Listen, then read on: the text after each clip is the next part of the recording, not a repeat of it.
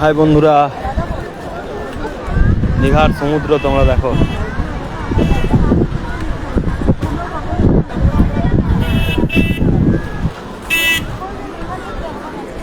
কিছুক্ষণ আগে দীঘা পৌঁছালাম।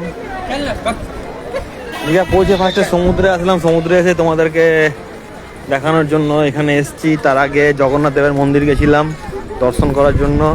জগন্নাথ দেবের মন্দির দর্শন করে, জগন্নাথ দেবের মন্দিরে ওখানে লাইভ করতে পারিনি, তো জগন্নাথ দেবের মন্দির দর্শন করে এই পুরীর দীঘা সমুদ্রের এখানে এসছি। আজ তো চান করতে পারিনি, কালকে চান করব।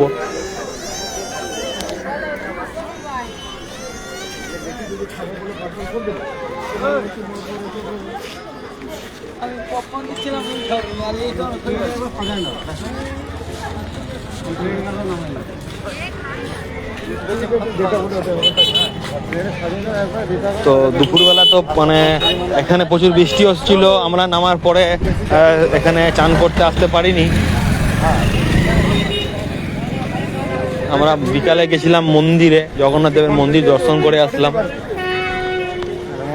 মন্দির দর্শন করে দীঘার এদিকে এসেছি,